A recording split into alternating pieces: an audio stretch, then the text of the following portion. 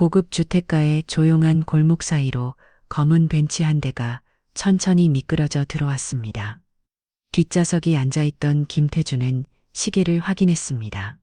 오후 3시 정각, 약속 시간에 맞춰 도착했습니다. 70년을 살아온 그의 얼굴에는 세월의 흔적이 깊게 패어 있었지만 여전히 예리한 눈빛만큼은 변하지 않았습니다. 다른 어른이 무슨 일 때문에 만나자고 하는 걸까? 태주는 속으로 중얼거렸습니다. 평소 왕래가 많지 않았던 사돈 박철수가 이렇게 집으로 초대한 것은 처음이었습니다. 차에서 내린 태주는 잠시 그 집을 바라봤습니다. 2층 양옥집은 깔끔하게 관리되어 있었고 정원의 국화꾼들이 가을 햇살을 받아 굳게 패어 있었습니다. 평온하고 따뜻해 보이는 집이었습니다. 현관배틀 누르자 곧바로 문이 열렸습니다. 사돈 어른 박철수의 목소리가 환하게 터져나왔습니다. 박철수는 깔끔한 회색 정장을 입고 있었고 얼굴에는 진심 어린 기쁨이 가득했습니다. 와주셔서 감사합니다. 아이고, 별 말씀을 초대해 주셔서 감사합니다. 벗어 들어오세요. 박철수의 아내가 현관 안쪽에서 나왔습니다. 박 여사는 단정한 한복을 차려입고 있었고 환한 미소로 태준을 맞았습니다. 사부인 안녕하세요. 건강하시죠? 내 덕분에 잘 지내고 있어요.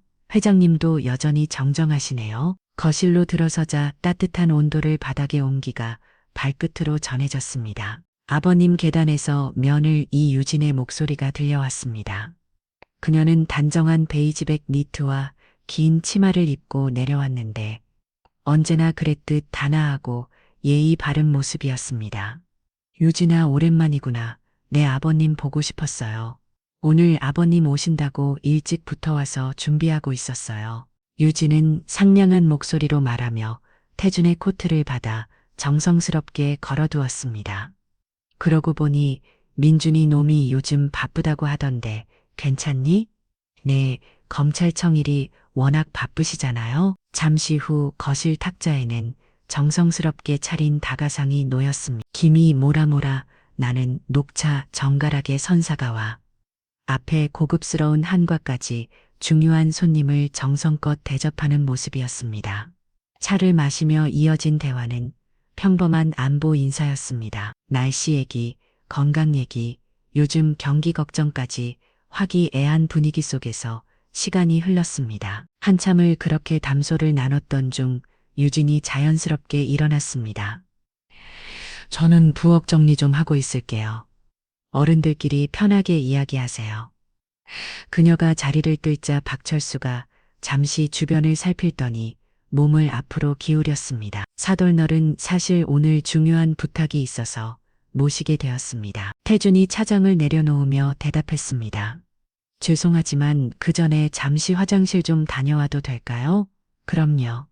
계단 쪽으로 가시면 바로 보일 겁니다. 박철수가 친절하게 안내했습니다. 태준은 천천히 일어나 계단을 향해 걸었습니다. 그러다 중간쯤 갑자기 멈췄습니다. 주방에서 날카로운 여자 목소리가 들려왔던 것입니다. 아, 이게 뭐야? 그 목소리는 며느리 유진 목소리였습니다. 하지만 방금 전까지 자신에게 보여준 그 다정하고 예의 바른 목소리와는 완전히 달랐습니다. 얼음장처럼 차갑고 날카로운 목소리였습니다. 태준의 심장이 빨라지기 시작했습니다. 접시에 물기가 다 남아있잖아. 몇 번을 말해야 알아들어. 유진의 목소리가 더욱 거칠어졌습니다. 태준은 조심스럽게 몸을 숙여 주방 쪽을 내려다봤습니다. 그리고 그가 본 광경에 온몸이 굳어버렸습니다. 유진이 한 여자의 뺨을 세게 때리고 있었습니다. 주의, 죄송해요. 다시 할게요. 맞은 여성은 앞치마를 두른 채 고개를 숙이고 있었습니다. 다시 처음부터 제대로 하면 될 걸 왜 다시 해? 정말 답답해. 바로 그 순간이었습니다. 그 여자가 잠시 고개를 들었고 태준은 그 얼굴을 똑똑히 볼 수 있었습니다. 시간이 멈춘 것 같았습니다. 태준의 숨이 목구멍에서 멈췄습니다. 순간 35년 전 잃어버린 딸의 얼굴이 눈앞에 선명하게 떠올랐습니다. 동그랗고 순한 눈, 작고 오독한 코, 얇은 입술, 너무나 닮아 있었습니다. 어떻게 이렇게 닮을 수가. 태준의 가슴이 격렬하게 뛰기 시작했습니다. 온몸에 소름이 돋았습니다. 하지만 그 아이는 머릿속이 복잡해졌습니다. 이성으로는 우연히 일치라고 생각하려 했지만 가슴 깊은 곳에서 올라오는 본능적인 느낌을 무시할 수 없었습니다. 그때 유진이 고개를 돌리려 하자 태주는 황급히 몸을 숨겼습니다. 계단 벽에 등을 기댄 채 거친 숨을 몰아쉬었습니다. 화장실로 들어간 태주는 거울 앞에 섰습니다.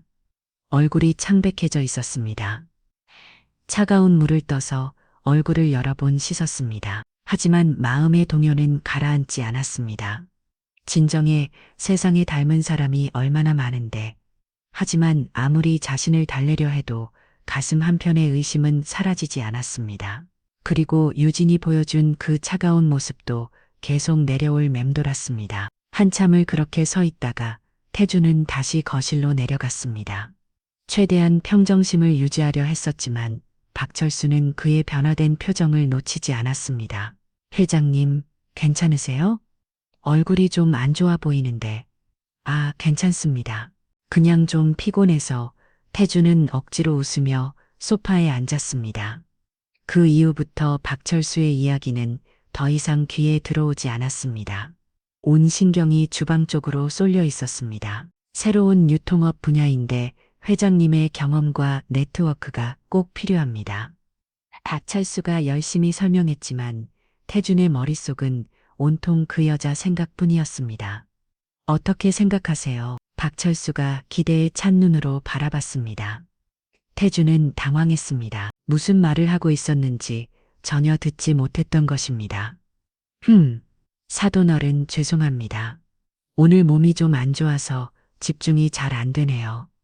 태준의 말에 박철수의 표정이 경직됐습니다. 그 표정은 한편으로 섬뜩하기도 했습니다.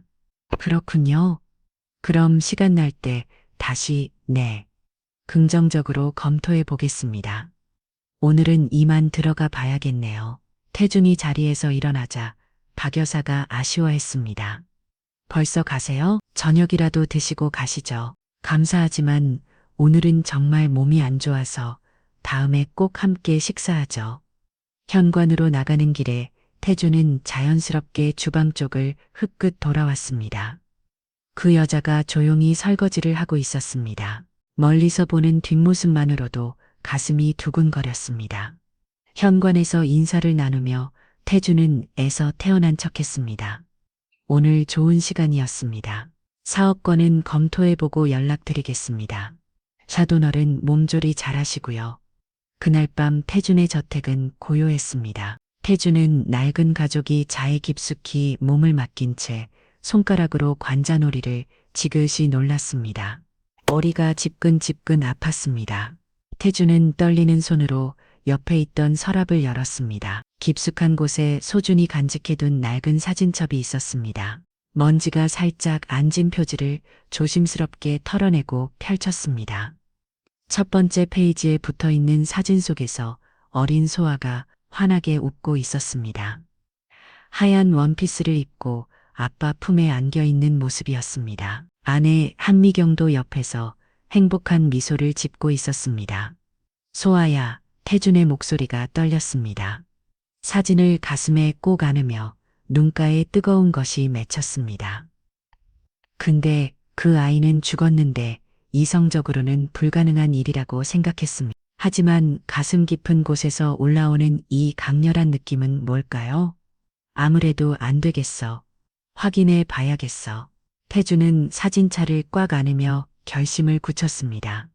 이대로 있다가는 평생 후회할 것 같았습니다. 그런데 어떻게 확인하지? 문제는 방법이었습니다. 사돈 집에 무작정 찾아가서 가정부를 만나겠다고 할 수 없는 노릇이었습니다. 그리고 유진에게 가정부에 대해 묻고 싶지 않았습니다. 그날 유진이 가정부를 어떻게 대하는지 눈으로 봤으니까요. 그때 문득 한 사람이 떠올랐습니다. 장 부장이라면 장제옥 20년 넘게 자신을 보좌해온 가장 믿을 만한 사람, 무엇보다 자신의 과거를 모두 알고 있는 유일한 사람이었습니다. 다음 날 아침 7시 태주는 평소보다 2시간이나 일찍 회사에 나왔습니다. 고층 빌딩의 최상층에 있는 회장실은 아직 조용했습니다. 8시 30분 장 부장이 들어왔습니다.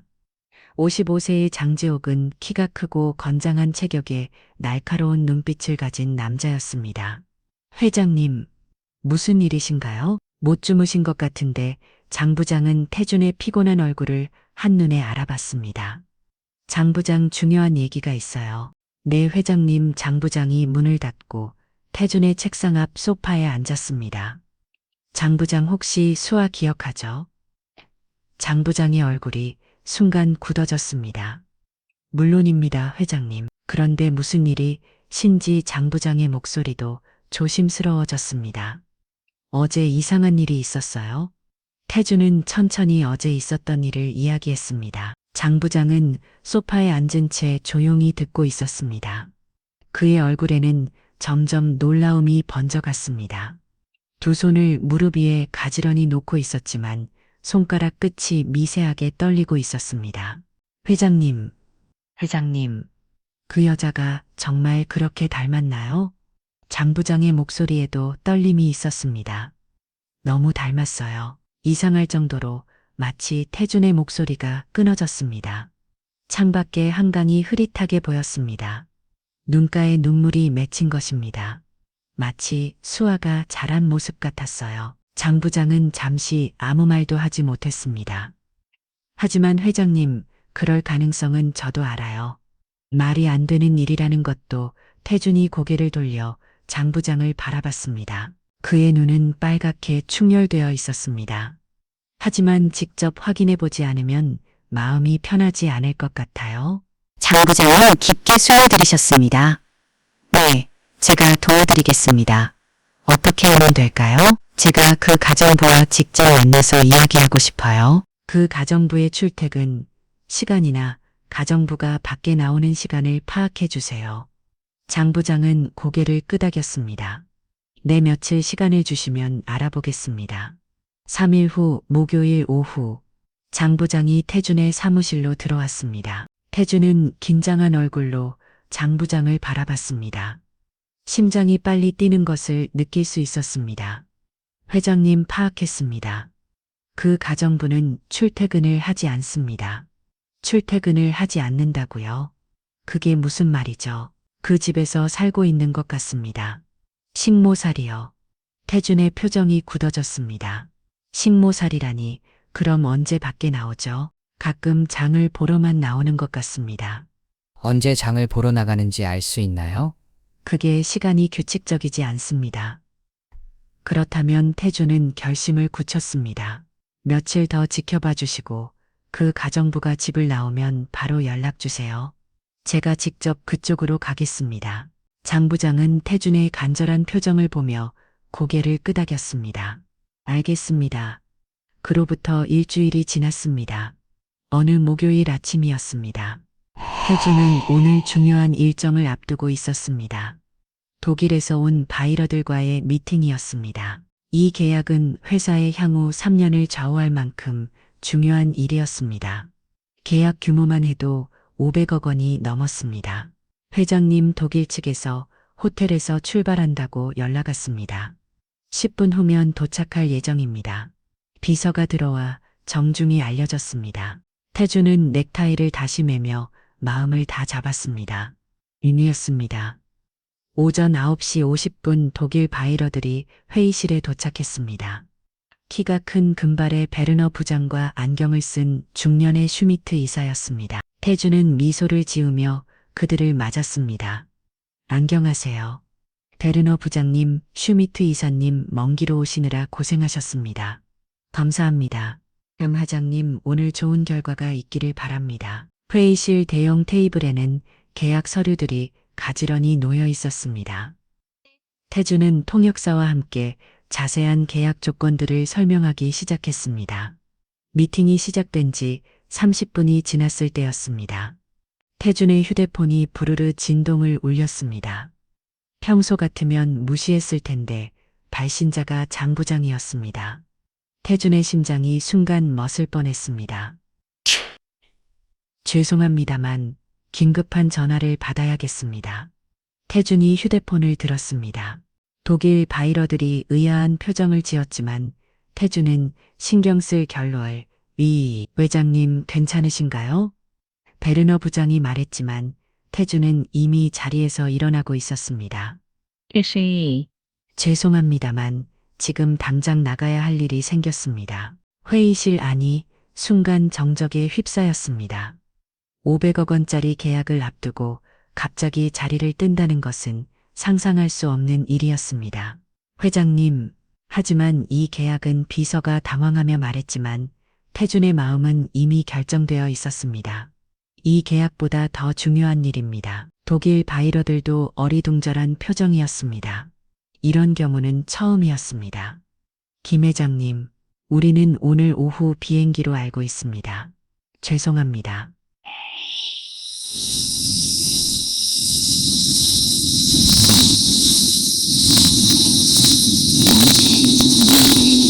뒤에서 옹성거리는 소리가 들렸지만 돌아보지 않았습니다. 엘리베이터를 타고 지하 주차장으로 향하는 태준의 가슴은 격렬하게 뛰고 있었습니다. 손이 떨려서 차키를 제대로 잡기도 어려웠습니다. 차에 시동을 걸며 태준은 하늘을 향해 조용히 기도했습니다. 나를 찾을 수 있을까? 검은 벤츠는 서울 시내를 가르며 질주했습니다. 30분 뒤 태준의 차는 중앙전통시장 앞에 멈췄습니다. 전통시장의 따뜻한 공기가 풍겨왔습니다. 김이 모라모라 나는 호떡 냄새와 가슴질한 생선의 비린내가 뒤섞여 독특한 향을 만들어냈습니다. 태준은 시장 입구에서 주변을 둘러봤습니다. 저 멀리 채소 가게 앞에서 하얀 앞치마를 두른 여자가 보였습니다. 손에는 낡은 플라스틱 장바구니를 들고 있었고 고개를 숙인 채 조심스럽게 물을 고르고 있었습니다. 태준의 심장이 쿵쿵 뛰기 시작했습니다. 입안이 바짝 말랐고 손바닥에는 차가운 땀이 났습니다. 자연스럽게 당황하지 않게 태준은 깊게 숨을 들이쉬며 마음을 진정시켰습니다.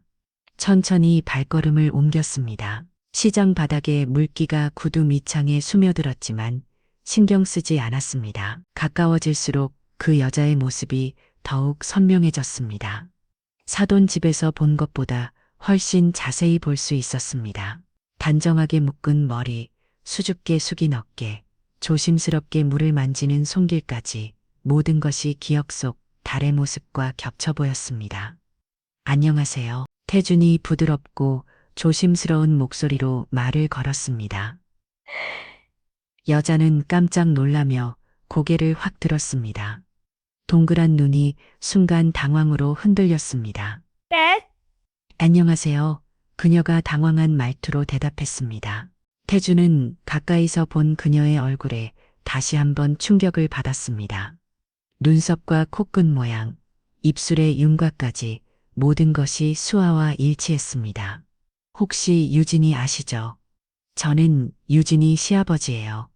태준이 최대한 자연스럽게 말했습니다. 그 순간 그녀의 표정이 미묘하게 변했습니다. 마치 차가운 바람이 등배를 스치고 지나간 것처럼 몸을 움직였습니다.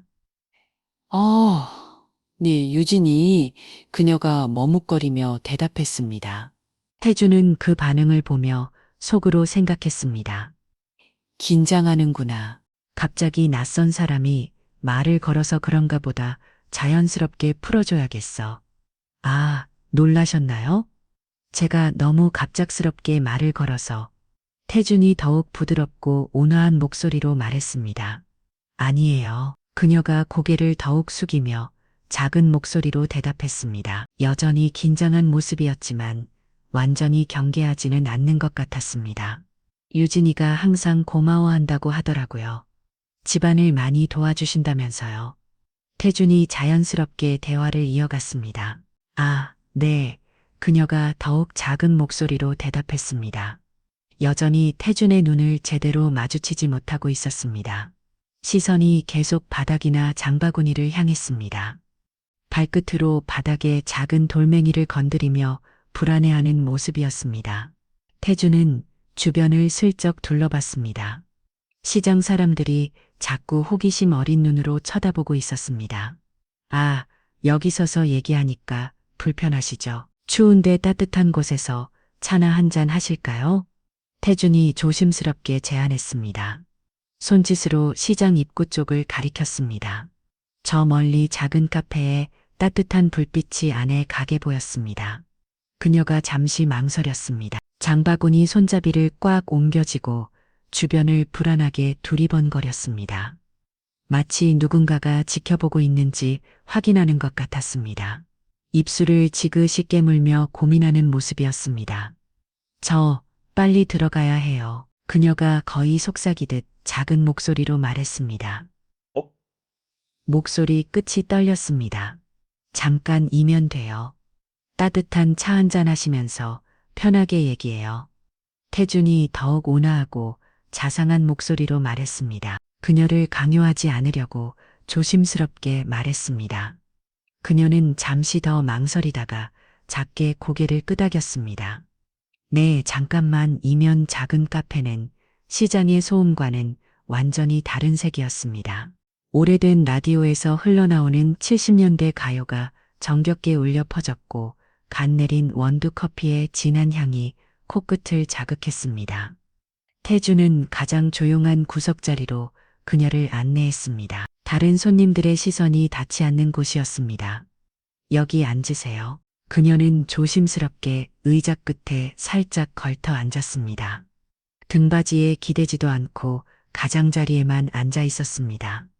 장바구니를 무릎 위에 올리고 두 손으로 꽉 안고 있었습니다. 인물 드실까요? 태준이 부드럽게 물었습니다. 저는 아무거나. 그녀가 거의 속삭이듯 대답했습니다. 따뜻한 차 2잔 주세요. 혜준이 카페 사장에게 주문했습니다. 잠시 후 김이 모라모라 나는 따뜻한 차가 나왔습니다. 그녀는 두 손으로 차잔을 조심스럽게 감쌌습니다. 마치 그 온기에서 위안을 찾는 것처럼 보였습니다. 작은 한 모금을 마신 후 살짝 안도의 표정을 지었습니다. 성함이 어떻게 되세요? 태준이 부드럽게 물었습니다. 영희 박영희예요. 그녀가 차잔을 내려놓으며 작은 목소리로 대답했습니다. 박영희 수아가 아니구나. 태준은 살짝 실망했습니다. 하지만 이름만으로는 판단할 수 없었습니다. 영희 씨, 좋은 이름이네요. 저는 김태준이라고 해요. 태준이 따뜻한 미소를 지으며 자신을 소개했습니다. 영희가 고개를 살짝 들며 대답했습니다. 언제부터 유진이네 집에서 일하셨어요? 태준이 조심스럽게 물었습니다. 오래됐어요. 아주 오래. 영희는 구체적인 대답을 하지 않았습니다. 마치 정확한 기억이 나지 않는 것 같았습니다. 힘들지 않으세요? 괜찮아요. 저는 괜찮아요. 영희가 고개를 끄덕였습니다. 하지만 그 목소리에는 어딘지 모를 슬픔이 묻어 있었습니다. 잠시 침묵이 흘렀습니다. 카페 안에서는 옛날 가요가 잔잔하게 흘러나오고 있었습니다. 예사랑이라는 노래였는데 그 멜로디가 묘하게 애틀했습니다. 영희 씨는 혹시 가족이 있으세요? 태준이 중요한 질문을 조심스럽게 던졌습니다. 목소리를 더욱 부드럽게 낮췄습니다. 심장이 빨리 뛰기 시작했습니다. 가족. 영희가 차잔을 든 손을 멈췄습니다. 그 단어를 반복하며 뭔가 깊이 생각하는 것 같았습니다. 눈빛이 흐려졌습니다. 혹시 부모님은 어디 계세요? 태준이 더욱 조심스럽게 물었습니다. 손바닥에 차가운 땀이 났습니다. 그 순간 영희의 몸이 미세하게 떨렸습니다. 찰잔을 든 손이 살짝 흔들렸고 눈가에 눈물이 맺히기 시작했습니다. 입술이 팔을 떨렸습니다. 엄마 아빠. 영희가 떨리는 목소리로 말을 시작했습니다. 내려만 공이오든과 가넨베 두개선이가 말을 시작했습니다. 40세 성인이라고 하기에는 너무나 어린아이 같은 말투였습니다. 엄마 아빠 안 보고 싶어요. 그녀의 목소리가 더욱 작아졌습니다. 고개를 더욱 숙이며 어깨를 움츠렸습니다. 마치 자신을 보호하려는 듯 몸을 웅크렸습니다. 엄마 아빠가 나를 버렸어요. 그 말을 듣는 순간 태준의 온몸에 전류가 흐르는 것 같았습니다. 시간이 멈춘 것 같았습니다. 찰잔을 든 손이 떨렸고 숨을 쉬는 것조차 어려웠습니다. 가슴 깊은 곳에서 뭔가 터지는 것 같았습니다. 이 아이는 내 딸이 확실해. 순간 카페의 모든 소리가 사라지는 것 같았습니다.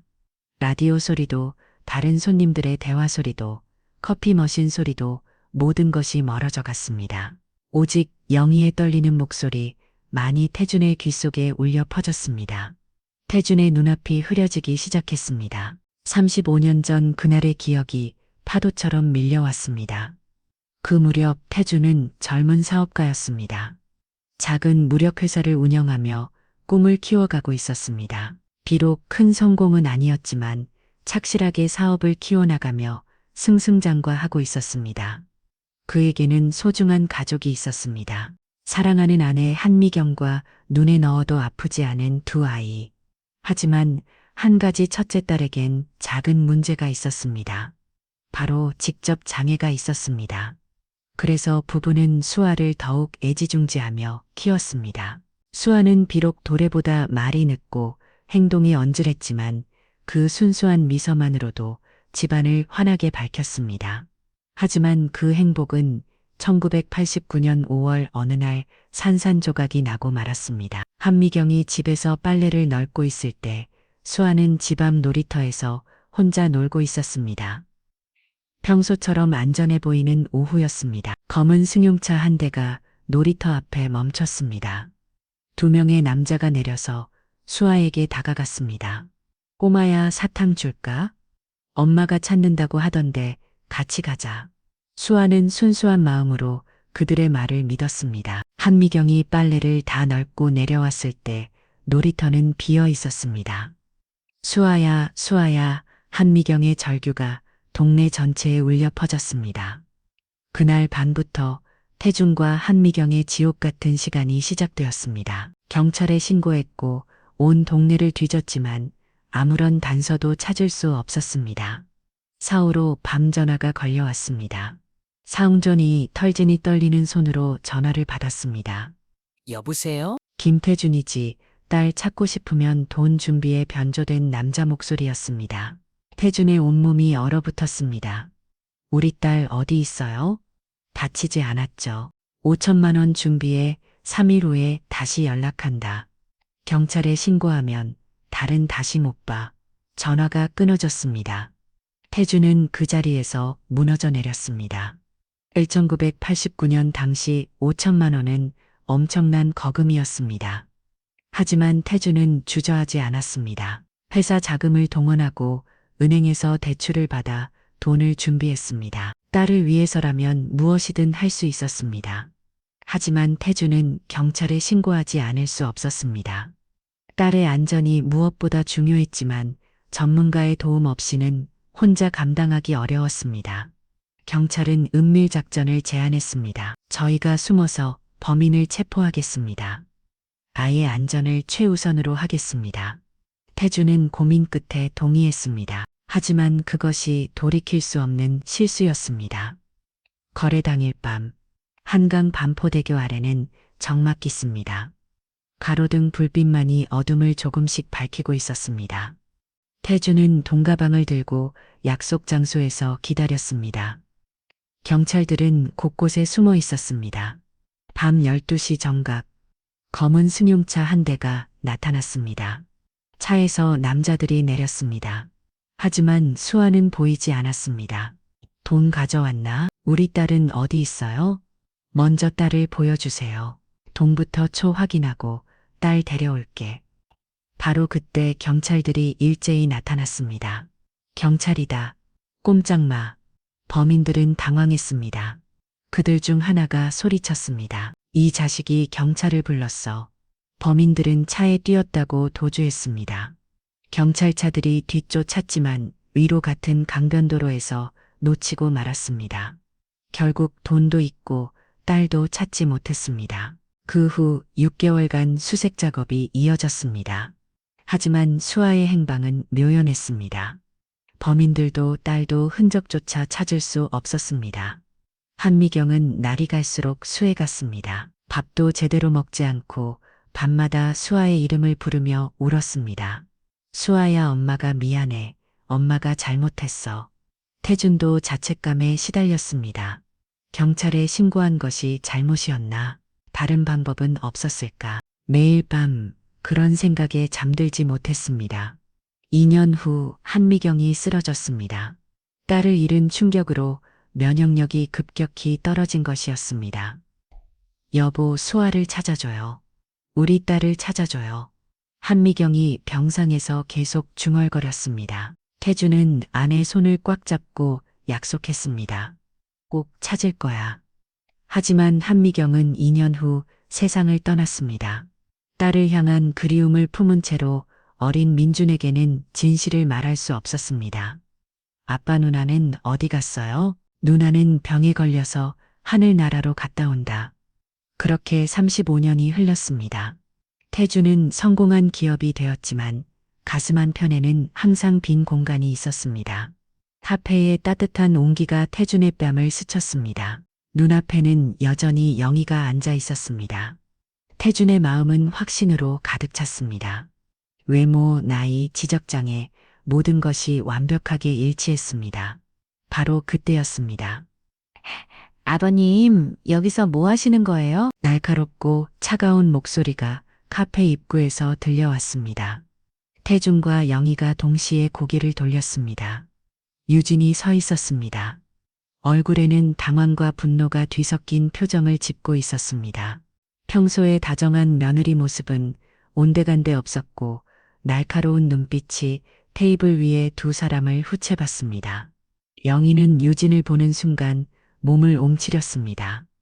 차잔을 든 손이 부들부들 떨렸고 얼굴이 순식간에 창백해졌습니다. 마치 천둥 소리를 들은 작은 동물처럼 몸을 웅크렸습니다. 유진아, 태준이 당황하며 자리에서 일어났습니다. 영희야, 너 왜 여기 있어? 유진이 차가운 목소리로 영희에게 물었습니다. 평소 태준에게 보여주던 그 다정한 목소리와는 완전히 달랐습니다. 얼음처럼 차갑고 날카로웠습니다. 영희는 고개를 더욱 숙였습니다. 장바구니를 가슴에 꽉 안고 몸을 떨었습니다. 죄송해요. 저는 그냥 영희의 목소리가 거의 들리지 않을 정도로 작아졌습니다. 마치 벌을 받을 것을 각오하고 있는 것 같았습니다. 아, 내가 우연히 만나서 차 한 잔 사드린 거다.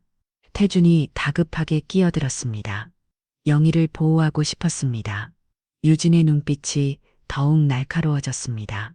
뭔가 의심스럽다는 표정이었습니다. 시선이 테이블 위의 차 잔들을 훑어본 후 다시 태준과 영희를 번갈아 봤습니다. 그렇군요. 유진이 차갑게 대답했습니다. 하지만 그 목소리에는 의심과 경계심이 가득했습니다. 영희야, 빨리 가자. 유진이 영희의 팔을 잡았습니다. 그 손길이 부드럽지 않았습니다. 영희는 아무 말도 하지 못한 채 일어났습니다. 온몸이 떨리고 있었습니다. 태주는 그 모습을 보며 가슴이 미어지는 것 같았습니다. 35년 만에 찾은 딸을 다시 놓쳐버리는 기분이었습니다. 아버님, 저희 먼저 실례하겠습니다. 집에 급한 일이 있어서요. 유진이 정중하게 인사했지만 그 목소리에는 경계심이 가득했습니다. 영희 씨, 다음에 또 뵈어요. 태준이 간신히 말했습니다. 더 많은 말을 하고 싶었지만 이 상황에서는 어쩔 수 없었습니다. 영희는 고개만 살짝 끄덕이고는 유진에게 끌려가듯 카페를 나갔습니다. 유진의 손에 이 끌려나가는 그 뒷모습이 너무나 위태로워 보였습니다. 태주는 빈 카페에 혼자 남았습니다. 여전히 따뜻한 차향이 나고 있었지만 그의 마음은 차가웠습니다. 영희가 앉았던 자리에 찻잔에는 아직 온기가 남아 있었습니다. 수아야, 태준의 두 주먹이 꽉 쥐어졌습니다. 카페를 나선 태준의 발걸음은 무거웠습니다. 차에 탄 후에도 한동안 시동을 걸지 못했습니다. 손이 떨려서 키를 제대로 잡을 수 없었습니다. 뭔가 있어. 며느리를 보자마자 그 아이의 표정이 급격하게 변했어. 그것은 단순한 논란이 아니었습니다. 공포였습니다. 그리고 유진의 차가운 눈빛도 잊을 수 없었습니다. 의심과 경계심으로 가득한 시선이었습니다. 하지만 아직 그 여성이 수아라는 확실한 법적 증거가 없었습니다. 그런 상황에서 섣불리 나설 수도 없었습니다. 시동을 걸고 집으로 향하는 길 태주는 휴대폰을 꺼냈습니다. 장 부장 나예요. 네 회장님. 장 부장의 차분한 목소리가 들렸습니다. 용급한 일이 있어요. 집으로 와주시겠어요? 네, 알겠습니다. 집에 도착한 태주는 서재에서 장 부장을 기다렸습니다. 창밖으로는 해가 지고 있었고 하늘이 점점 어둠에 물들어갔습니다. 마치 자신의 마음처럼 아무래도 보였습니다. 30분 후 장 부장이 서재로 들어왔습니다. 태준의 굳은 표정을 보고 심상치 않다는 것을 직감했습니다. 무슨 일이신지요? 만자요. 태준이 소파를 가리켰습니다. 인형고장이 앉아 태준은 오늘 있었던 일을 자세히 이야기했습니다. 지적장애가 있다는 것을 확인하며 확신했습니다. 그 아이가 내 딸이라는 것을 장 부장은 조용히 듣고 있었습니다. 태준의 간절함과 동시에 불안감을 느낄 수 있었습니다. 하지만 확실한 증거가 필요해요. DNA 검사를 해야겠어요. 어떻게든 접근해서 DNA 검사할 것을 구해와 주세요. 머리카락이 된 뭐든 상관없어요. 태준의 목소리에는 절박함이 배어 있었습니다. 알겠습니다. 내일부터 바로 시작하겠습니다. 장 부장이 고개를 끄겠습니다. 그날 밤부터 태준의 불안한 시간이 시작되었습니다. 잠들기가 어려웠고 잠들어도 자꾸 깨어났습니다. 꿈속에서는 계속 5살 수아가 나타났습니다. 때로는 웃으며 그네를 타고 있었고 때로는 울면서 도움을 요청했습니다. 아빠 왜 안 찾아왔어요? 꿈속에서 수아가 물었습니다. 태주는 대답할 수 없었습니다. 하지만 장 부장은 아무런 소식이 없었습니다. 일주일이 지나도 연락이 없자 태주는 참지 못하고 장 부장에게 전화했습니다. 어떻게 되고 있어요? 아직 기회를 잡지 못했습니다. 계속 지켜보고 있는데 그날 이후로 한 번도 나오지 않았습니다. 태준의 가슴이 철렁 내려앉았습니다. 집에서 안 나온다고요? 네, 일주일째 한 번도 밖으로 나오지 않았습니다. 시장에도 가지 않고 다른 곳에도 가지 않았습니다. 태준은 전화를 둔 손이 떨렸습니다. 회장님, 유진이 의심하고 있는 것 같아요. 그래서 그 아이를 밖에 나오지 못하게 하는 거예요. 며칠 더 지난 후 태준은 다른 방법을 시도하기로 했습니다. 사무실에서 유진에게 전화를 걸었습니다. 최대한 자연스럽게 들리려고 노력했습니다. 유진아, 나야. 아버님 안녕하세요. 유진의 목소리가 들렸는데 평소보다 약간 당황한 것 같았습니다.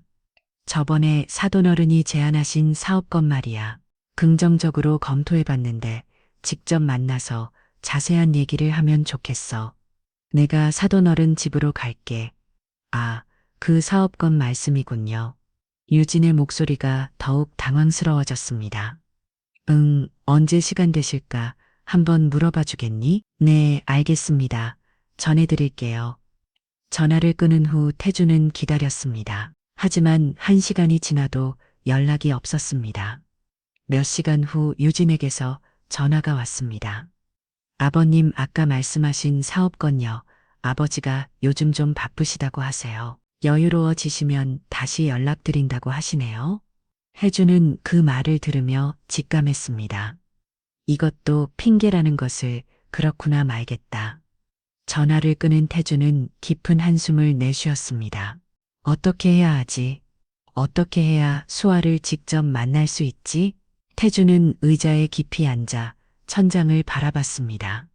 현관등의 하얀 불빛이 눈부셨지만 마음은 점점 더 어두워졌습니다. 시계를 보니 밤 10시가 넘어가고 있었습니다. 그때 태준의 시선이 책상 모서리에 놓인 작은 액자에 머물렀습니다. 검은 법복을 입고 환하게 웃고 있는 아들의 모습이 보였습니다. 민준이 검사가 되던 날 찍은 사진이었습니다. 그 순간 태준의 머릿속에 한 가지 생각이 번개처럼 스쳤습니다. 민준이라면 혹시 해결해 줄 수 있지 않을까? 검사인 아들이라면 법적인 방법을 찾을 수 있을지도 모른다는 희망이 솟아났습니다. 하지만 곧이어 더 큰 망설임이 밀려왔습니다. 35년간 숨겨왔던 진실을 말해야 한다는 것입니다. 누나가 병으로 죽었다고 믿고 살아온 아들에게 모든 것이 거짓말이었다고 말해야 했습니다. 게다가 그 누나가 아내 집에 가정부로 있다고 말해야 했습니다. 또한 며느리가 수상하다고도 말해야 했습니다. 태주는 의자에서 일어나 창가로 걸어갔습니다. 차가운 유리창에 이마를 대고 깊은 숨을 내쉬었습니다. 유리창이 입김으로 부옇게 흐려졌습니다. 하지만 다른 방법이 없었습니다. 모든 루트가 차단된 지금 민준만이 유일한 희망이었습니다. 태주는 결심을 굳히고 책상으로 돌아갔습니다. 떨리는 손으로 전화를 들어 민준에게 연락했습니다. 민준아 아빠, 다 지금 당장 와줘라. 급한 일이다. 전화를 끊은 후 태주는 냉장고에서 물을 꺼내 마셨습니다. 목이 바짝 말라 있었습니다. 어떻게 말을 꺼내야 할지, 어떻게 설명해야 할지 머릿속으로 계속 되뇌습니다. 1시간 후 회장실 문이 두드려졌습니다. 들어와 민준이 문을 열고 들어왔습니다. 37세의 민준은 검사답게 단정한 네이비 정장을 입고 있었고 날카롭고 지적인 눈빛을 가지고 있었습니다. 하지만 아버지를 보는 그 눈빛은 따뜻한 애정이 담겨 있었습니다. 아버지, 무슨 일이세요? 괜찮으세요? 민준이 걱정스러운 표정으로 아버지를 살펴봤습니다. 태준의 얼굴이 평소보다 많이 피곤해 보였습니다. 민준아 앉아. 민준은 아버지의 심각한 표정을 보고 뭔가 중대한 일이 있다는 것을 직감했습니다. 무슨 일이세요? 회사에 문제라도 생겼나요? 민준이 소파에 앉으며 물었습니다. 민준이 아버지가 너한테 해야 할 말이 있어. 태준은 민준 맞은편 소파에 앉았습니다. 아버지 뭔데 그렇게 심각하세요? 민준이 몸을 앞으로 기울였습니다. 태준은 잠시 망설였습니다. 35년간 숨겨온 비밀을 털어놓는다는 것은 상상 이상으로 어려웠습니다. 콧구멍이 마르고 심장이 빨리 뛰었습니다. 민준아, 혹시 누나 기억나니? 그 질문을 던지는 순간 태준의 목소리가 살짝 떨렸습니다. 민준의 표정이 잠시 어두워졌습니다. 내 어렸을 때 병으로 세상을 떠났다고 하셨죠. 민준의 목소리에는 오래된 슬픔이 배어 있었습니다. 태준의 가슴이 미어지는 것 같았습니다.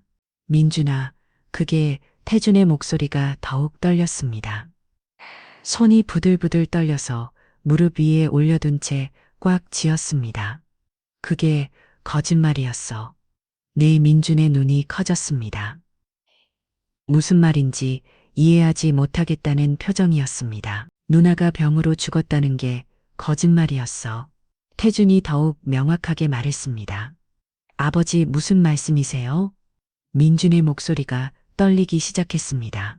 얼굴이 점점 창백해졌습니다. 누나는 죽지 않았어.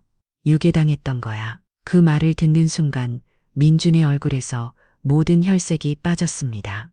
마치 머리를 둔기로 강하게 얻어맞은 것 같은 충격이었습니다. 입이 벌어졌지만 아무 소리도 나오지 않았습니다. 유괴당했다고요? 태주는 깊은 숨을 들이쉬고 천천히 35년 전의 이야기를 들려주기 시작했습니다. 민주는 아무 말도 하지 못한 채 듣고 있었습니다. 손이 떨리고 있었고 얼굴은 점점 더 창백해졌습니다. 태준의 목소리도 점점 작아졌습니다. 너한테는 차마 진실을 말할 수 없었다. 너무 어렵고 넘어져 상처받을까봐 미안하다 민준아. 태준의 목소리가 끝날 무렵 민준은 소파에 깊이 푹 파묻혀 있었습니다. 충격으로 정신이 혼미했습니다. 35년간 알고 있던 모든 것이 거짓이었다는 사실을 받아들이기 어려웠습니다. 그럼 누나가 살아있다는 말씀이세요? 민준이 떨리는 목소리로 물었습니다. 그게 태준이 더 깊은 숨을 들으시었습니다. 이제 더욱 충격적인 이야기를 해야 했습니다. 최근에 딸을 발견한 것 같아. 발견했다고요? 어디서요? 민준이 몸을 앞으로 기울였습니다. 눈빛에 희망과 불안이 동시에 어려 있었습니다. 그게 유준이 집안의 가정부로 있는 것 같다. 뭐라고요? 민준이 벌떡 일어났습니다. 믿을 수 없다는 표정으로 아버지를 바라봤습니다. 유준이 내 집의 가정부로요? 사돈 집에서 일하고 있는 가정부가 너의 누나, 소아인 것 같다. 민주는 머리를 양손으로 감쌌습니다. 너무나 믿기지 않는 이야기였습니다. 죽은 줄 알았던 누나가 살아있다는 것도 엄청난 충격이었는데 그 누나가 자신의 장인어른 집에서 가정부로 일하고 있다는, 심지어 민주는 그 집에서 몇 번 가정부를 마주친 적이 있었습니다. 어지러워요. 이게 무슨. 민준이 다시 소파에 주저앉았습니다. 온몸에 힘이 빠졌습니다. 아버지 정말 확실한 거예요? 혹시 다른 사람일 수도. 민준의 목소리에는 간절함이 배어 있었습니다. DNA 검사를 해봐야 100% 확실하겠지만 아버지는 거의 확신해. 태주는 시장에서 만났던 일부터 시작해서 카페에서의 대화, 그리고 유준이 나타나서 영희를 데려간 일까지 하나하나 자세히 설명했습니다. 민주는 말 한마디 없이 들었지만 얼굴 표정은 계속 변했습니다. 그런데 문제는 유준이가 뭔가 눈치를 챈 것 같아. 그날 이후로 그 아이를 집에서 나오지 못하게 하고 있어. 그게 무슨 뜻이에요? 민준이 불안한 표정으로 물었습니다. DNA 검사를 하려고 해도 접근할 수가 없어. 사업 핑계로 만나보려 했지만 그것도 막혔어. 태준의 목소리에는 절망감이 가득했습니다. 민주는 잠시 침묵했습니다. 검사로서의 이성과 아들로서의 감정이 복잡하게 얽혀 있었습니다. 새집 낭은 알겠지만 쉽지 않을 것 같습니다. 민준이 조심스럽게 말을 꺼냈습니다. 일단 그분이 누나라는 법적 증거도 없고 제 아내가 그 가정부에게 무슨 행동을 했는지에 대한 증거도 없기 때문에 법적으로 조사하는 건 어렵습니다. 민준의 목소리는 차분했지만 그 속에는 고민이 깊게 배어 있었습니다. 그리고 민준이 잠시 망설였습니다. 저는 아직 아내를 믿습니다. 지금까지 유준이는 저에게 완벽한 아내였어요. 증거 없는 상황에서 아내를 의심하는 건 어렵습니다. 태주는 아들의 말을 이해했습니다. 지금까지 함께 살아온 아내를 갑자기 의심하라고 하는 것은 무리한 요구였습니다. 그럼 어떻게 할까, 민준아? 태준의 목소리에는 절망감이 짙게 깔려 있었습니다. 나는 확신한다. 그 가정부가 내 딸, 너의 누나라고. 민주는 잠시 깊은 생각에 잠겼습니다. 손가락으로 관자놀이를 찌그신 누르며 뭔가를 고민하고 있었습니다. 아버지. 민준이 천천히 입을 열었습니다. 한 가지 방법이 있긴 합니다. 어떤 방법? 태준의 눈빛이 희망으로 반짝였습니다. 아내가 얼마 전부터 여행 가고 싶다고 서운해했어요. 이만하고 시댁은 신경 써주지도 않는다고 민준이 조심스럽게 말했습니다. 제가 시간 내서 장모님, 장인어른 모시고 가족여행을 다녀오겠습니다. 태준이 민준의 의도를 파악했습니다. 그럼 그 사이에, 그 사이에 아버지가 접근하실 수 있을 거예요. 혹시 아내가 아버지를 찾으면 그 시기에 해외 출장 간다고 말하겠습니다. 민준의 목소리에는 결단이 서 있었습니다. 그러니까 아버지는 제가 말씀드리는 날부터 며칠간 집에만 있어 주셔야 합니다. 회사에도 나오지 마시고요. 민준아. 태준의 목소리가 떨렸습니다. 고마움과 미안함이 동시에 밀려왔습니다. 고맙다. 정말 고마워 아버지. 하지만 조심하셔야 해요. 무슨 일이 있어도 법을 위반하시면 안 됩니다. 민준의 목소리에는 걱정이 배어 있었습니다. 알겠어. 조심할게. 태준이 고개를 끄덕였습니다. 그럼 정리가 되면 다시 연락드릴게요. 태준과 민준은 서로를 바라보며 조용히 고개를 끄덕였습니다. 며칠 후 태준에게서 전화가 왔습니다. 아버지, 저희 내일 모레 출발합니다. 4박 5일이니까 충분한 시간이 있을 거예요. 고마워 민준아. 그리고 아버지. 유진이가 아버지에 대해 물어봤어요. 그래서 지금 해외 출장 중이라고 말해놨습니다. 그러니까 당분간은 회사에 나오지 마시고 어디 나가실 때도 조심히 움직여 주세요. 알겠어. 조심할게. 전화를 끊은 후 태주는 깊은 숨을 들이셨습니다. 곧 다르게 접근할 수 있는 기회가 올 것입니다. 하지만 그날 저녁 예상치 못한 일이 벌어졌습니다. 태주는 서재에서 책장을 정리하고 있었습니다. 그때 현관에서 갑작스럽게 배소리가 울렸습니다. 뒷동 시계를 보니 저녁 8시가 조금 넘은 시간이었습니다. 태주는 고개를 들었습니다. 이 시간에 누가 가정부가 현관으로 나가는 발소리가 들렸습니다. 태주는 미리 가정부에게 말해두었습니다. 혹시 누군가 찾아오면 출장 갔다고 말하라고. 누구세요? 가정부의 목소리가 들렸습니다. 유진이에요. 아버님 계세요? 태준의 심장이 순간 멎을 뻔했습니다. 큰 가정부가 헛기침을 했습니다. 그리고 평소보다 조금 큰 목소리로 말했습니다. 출장 가셨어요. 태준은 급하게 책장옆 장롱 뒤로 몸을 숨겼습니다. 심장이 미친 듯이 뛰었습니다. 그렇군요. 그럼 제가 맛있는 음식을 좀 가져왔는데 놓고 갈게요.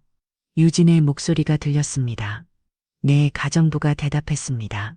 현관문이 열리는 소리, 유진이 들어오는 발소리가 들렸습니다. 태주는 숨을 죽이고 장롱 뒤에 숨어 있었습니다. 유진이 집안을 둘러보는 소리가 들렸습니다. 거실을 지나 주방으로 그리고 2층까지 올라가는 발소리가 들렸습니다. 이 아이 확인하러 온 거구나. 태주는 확신했습니다. 음식을 가져온 것은 핑계였고 진짜 목적은 태준이 정말 집에 없는지 확인하는 것이었습니다. 한참 후 유진이 내려왔습니다. 그럼 저는 이만 가볼게요. 아버님 돌아오시면 안부 전해주세요. 네, 현관문이 닫히는 소리가 들렸습니다. 유진이 나간 후에도 태준은 한동안 움직이지 않았습니다. 뭔가 있어. 정말 위험해. 태준은 확신했습니다. 유진이 뭔가를 숨기고 있다는 것을. 이틀 후 해가 완전히 저물어 어둠이 내린 저녁이었습니다. 가로등이 하나씩 켜지기 시작했고 집집마다 따뜻한 불빛이 새어나왔습니다. 태주는 차에서 내려 박철수의 집 앞에 섰습니다. 평소와 다르게 집은 완전히 조용했습니다. 태준의 심장이 빠르게 뛰었습니다. 손바닥에 차가운 땀이 났고 입안이 바짝 말랐습니다. 하지만 이제 돌이킬 수 없었습니다. 현관으로 다가가 벨을 눌렀습니다. 뒷동 벨 소리가 집안으로 울려 퍼졌지만 아무런 반응이 없었습니다. 태주는 몇 초도 기다리며 다시 벨을 눌렀습니다. 뒷동 여전히 아무도 나오지 않았습니다. 태주는 문을 두드렸습니다. 똑똑똑 아무도 안 계세요? 목소리를 높여 불러봤지만 대답이 없었습니다. 집안이 너무 조용했습니다. 마치 아무도 살지 않는 집 같았습니다. 태주는 점점 불안해지기 시작했습니다. 영희 씨, 혹시 계세요? 태준이 더 큰 소리로 불렀습니다. 하지만 여전히 아무런 반응이 없었습니다. 젖분이 넘게 기다렸지만 상황은 변하지 않았습니다. 태준의 불안감은 점점 커져갔습니다. 이거 위험해. 태준의 직감이 위험 신호를 보냈습니다. 그때 민준의 경고가 머릿속에 떠올랐습니다. 아버지, 무슨 일이 있어도 법을 위반하지는 마세요. 하지만 지금 그런 걸 신경 쓸 여유가 없었습니다. 태주는 곧장 장 부장에게 전화를 걸었습니다. 장 부장 나아요. 지금 여기 수아가 살고 있는 집에 왔어요. 이쪽으로 지금 와주세요. 급한 일입니다. 전화를 끊자마자 태주는 집 주변을 빠르게 돌아봤습니다. 집 뒤쪽으로 돌아가자 작은 골목이 있었습니다. 담장이 있었지만 그리 높지 않았습니다. 70세의 나이에 담으로 넘는다는 것은 무모한 일이었지만 태주는 주저하지 않았습니다. 주변을 둘러보니 근처에 주차된 작은 승용차가 있었습니다. 태주는 그 차를 밟고 올라섰습니다. 무릎이 떨렸고 팔에 힘이 없었지만 딸을 구해야 한다는 일념으로 초인적인 힘을 발휘했습니다. 신음소리를 내며 간신히 담장 위로 몸을 올렸습니다. 정장 바지가 찢어졌고 손바닥이 까졌지만 신경 쓰지 않았습니다. 담장에서 뛰어내린 태주는 뒷마당에 조용히 착지했습니다. 다리가 후들거렸지만 꼭 참았습니다. 집 뒤쪽 창문들을 살펴봤습니다. 대부분 잠겨 있었지만 작은 창문 하나가 살짝 열려 있었습니다. 태주는 재킷을 벗어 손에 감췄습니다. 그리고 조심스럽게 창문 유리를 눌렀습니다. 작은 소리가 났지만 이웃들이 들을 만큼 크지는 않았습니다. 창문을 열고 집 안으로 들어갔습니다. 집 안은 어둠에 잠겨 있었습니다. 태주는 휴대폰 손전등을 켜고 조심스럽게 움직였습니다. 발소리가 나지 않게 천천히 걸었습니다. 영희 씨, 수아야 작은 목소리로 불러봤지만 대답이 없었습니다. 태주는 1층을 하나씩 살펴봤습니다. 거실, 주방, 화장실 모든 곳이 비어 있었습니다. 수아야 어디 있니? 목소리를 조금 높였습니다. 하지만 여전히 아무런 반응이 없었습니다. 2층으로 올라갔습니다. 각 방을 하나씩 확인했습니다. 침실, 서재, 다용도실 모든 곳을 뒤졌지만 아무도 없었습니다. 태준의 불안감이 극에 달했습니다. 혹시 너무 늦은 건 아닐까? 혹시 다른 곳으로 데려간 건 아닐까? 이제는 딸의 이름을 부르며 절교하기 시작했습니다. 수아야, 아빠가 왔어. 어디 있니? 목소리가 집안에 울려 퍼졌지만 여전히 대답이 없었습니다. 태주는 절망감에 빠져들었습니다. 하지만 포기할 수 없었습니다. 1층을 다시 한번 꼼꼼하게 살펴보기 시작했습니다. 구석구석 놓친 곳이 없는지 확인했습니다. 그때 작은 방 침대 끝에서 뭔가 이상한 것을 발견했습니다. 바닥에 정사가 경 모양의 뭔가가 있었습니다. 다른 바닥과 색깔이 미묘하게 달랐습니다. 태주는 무릎을 꿇고 그것을 만져봤습니다. 이게 뭐지? 손으로 누르자 살짝 움직였습니다. 태주는 더 자세히 살펴봤습니다. 손가락으로 가장자리를 따라가니 정사가 형 덮개 같은 것이었습니다. 설마 태준이 덮개를 들어올리자 아래로 내려가는 좁은 계단이 나타났습니다. 이민지웅장이 다시 빠르게 뛰기 시작했습니다. 휴대폰 손전등을 비추며 조심스럽게 계단을 내려갔습니다. 계단이 좁아서 몸을 웅크리고 내려가야 했습니다. 지하실은 생각보다 넓었습니다. 하지만 환경은 좋지 않았습니다. 벽지도 제대로 붙어 있지 않았고 습기 냄새가 심했습니다. 한쪽 구석에 간이 화장실이 있었는데 매우 열악해 보였습니다. 그리고 지하실 끝에 작은 방이 하나 더 있었습니다. 이송하너요. 문이 닫혀 있었는데 그 안에서 작은 소리가 들렸습니다. 애쉬, 애쉬,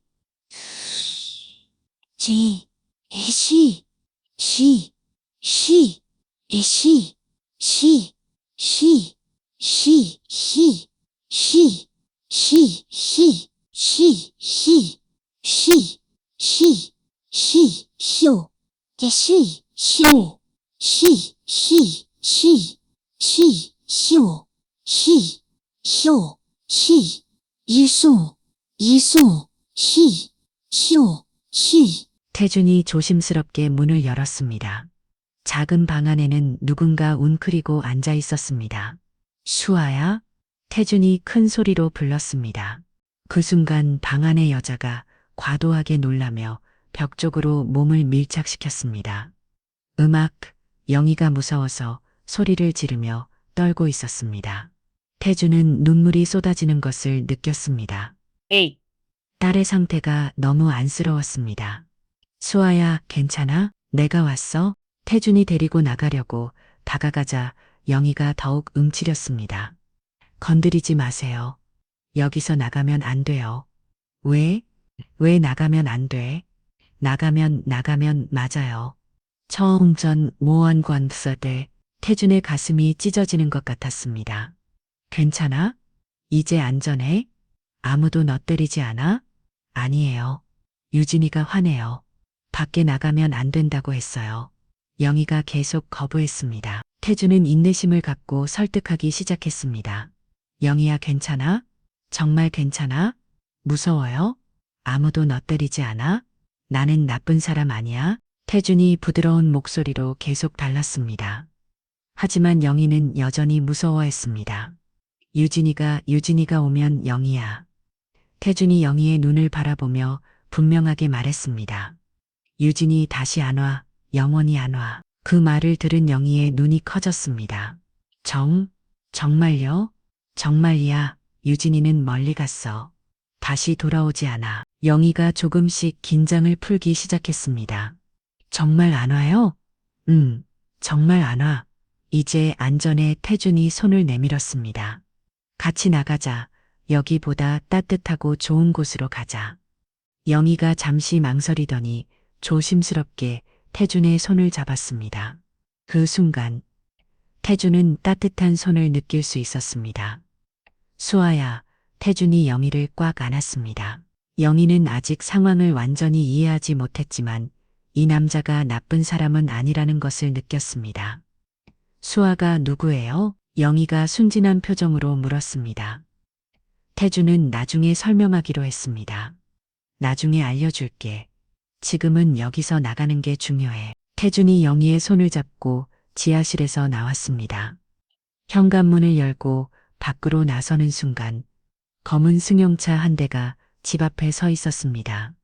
장 부장이 차에서 내리고 있었습니다.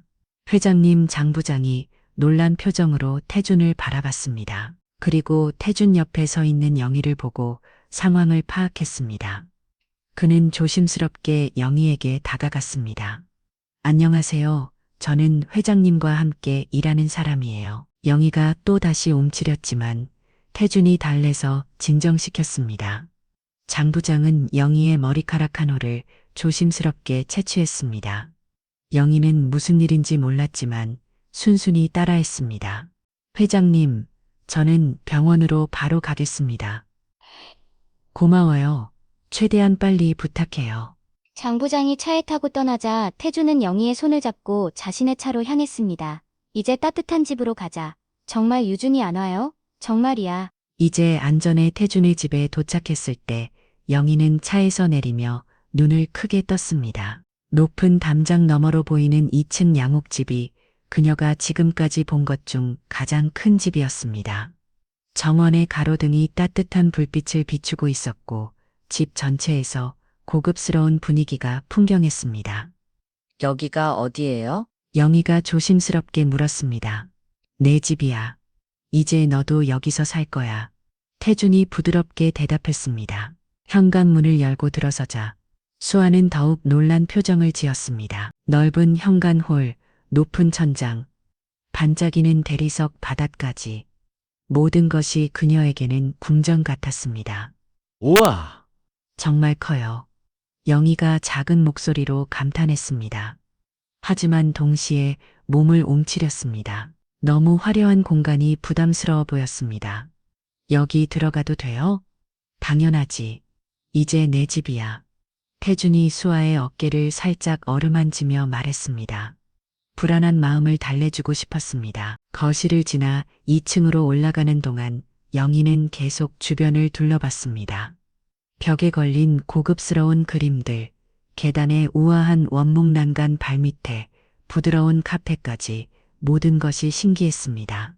여기가 내 방이야. 태준이 집에서 가장 좋은 방인 안방문을 열었습니다. 킹사이즈 침대, 넓은 창문, 아늑한 소파와 책상까지 갖춘 호화로운 방이었습니다. 창문 너머로는 정원의 아름다운 야경이 보였고 방 안에는 은은한 향이 퍼져 있었습니다. 영희는 문턱에서 멈춰섰습니다. 입이 벌어진 채 방 안을 바라봤습니다. 마치 꿈속에 들어온 것 같은 기분이었습니다. 여기가 제 방이에요? 내 방이야. 이렇게 큰 침대에서 저 혼자 자도 돼요? 영희의 목소리에는 믿기지 않는다는 감정이 가득했습니다. 지하실의 좁은 공간에서 지내던 그녀에게는 상상할 수 없을 만큼 넓고 아름다운 공간이었습니다. 물론이지, 뭐든지 마음껏 써도 돼. 정말 예뻐요. 수아가 순수한 감탄을 표했습니다. 눈이 반짝반짝 빛났습니다. 오늘은 여기서 편히 쉬어. 태준이 말했습니다. 쉬어도 돼요? 일 안 해도 돼요? 그 말을 듣는 순간 태준의 마음이 찢어지는 것 같았습니다. 목구멍이 메웠습니다. 앞으로 일 안 해도 돼. 마음껏 쉬어도 돼.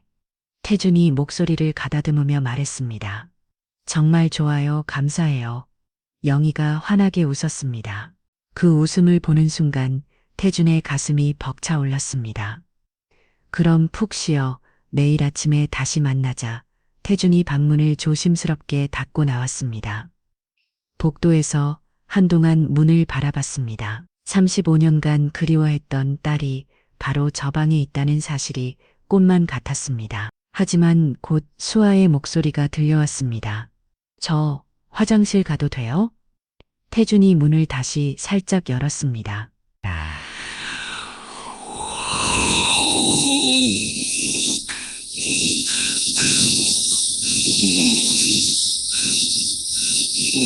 태준은 그 모든 질문을 들으며 마음이 무너져 내렸습니다. 얼마나 많은 제약과 통제 속에서 살았으면 모든 행동에 허락을 구하는 걸까? 주먹을 꽉 쥐었습니다. 그날 밤 태준은 전혀 잠들 수 없었습니다. 침대에 누워 있으면서도 계속 옆방이 신경 쓰였습니다.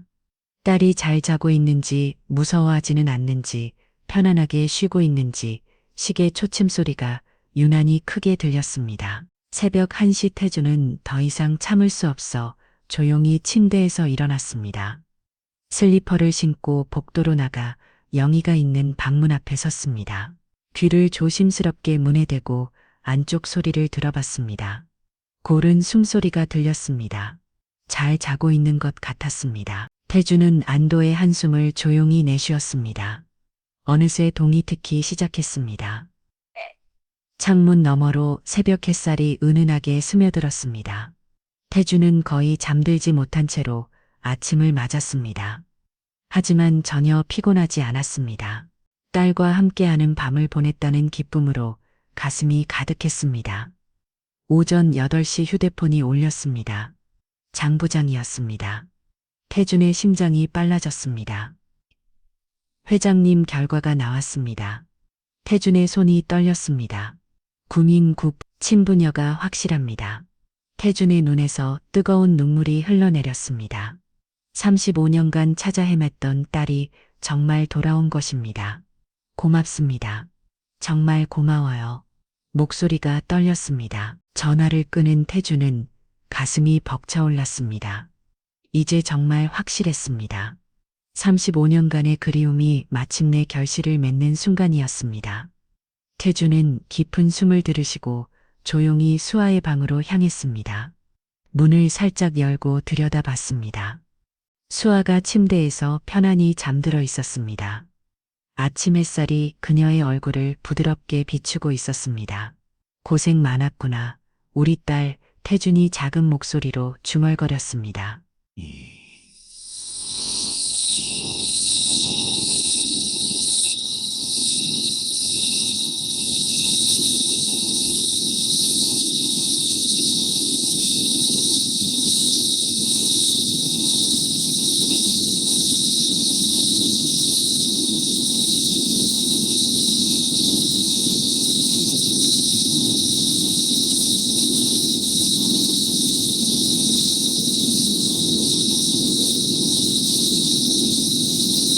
태준을 발견하고 깜짝 놀라며 벌떡 일어났습니다. 죄송해요. 그냥 자고 있었어요? 수아가 과민 반응을 보였습니다. 몸이 움츠러들고 눈이 불안하게 흔들렸습니다. 괜찮아, 괜찮아. 태준이 급히 다가가 수아를 진정시켰습니다. 두 손을 부드럽게 잡았습니다. 아무 잘못 안 했어. 차도 돼. 수아가 조금 진정하자. 태준은 침대 옆에 조심스럽게 앉았습니다. 수아야, 너한테 중요한 얘기가 있어. 네, 수아가 불안한 눈으로 바라봤습니다. 내가 내 아빠야. 수아의 눈이 동그랗게 커졌습니다. 잠시 말을 하지 못하고 태준을 바라봤습니다. 시간이 멈춘 것 같았습니다. 아저씨가 제 아빠예요? 응, 정말이야. 정말 제 아빠예요? 수아의 목소리가 떨렸습니다. 믿기지 않는다는 표정이었습니다. 그럼 왜 이제 왔어요? 그 질문에 태준의 가슴이 찢어지는 것 같았습니다. 35년간 부모를 기다렸을 딸의 마음이 어땠을지 목구멍이 메웠습니다. 저 혼자 무서웠어요. 수아의 눈에서 눈물이 줄을 흘러내렸습니다. 미안하다, 미안해. 태준이 딸을 꽉 안았습니다. 그의 눈에서도 눈물이 흘러내렸습니다. 내가 못 지켜줘서 미안해. 이제는 아빠가 평생 지켜줄게. 정말 정말 아빠 맞죠? 수아가 태준의 품에서 고개를 들어 물었습니다. 정말이야, 수아야.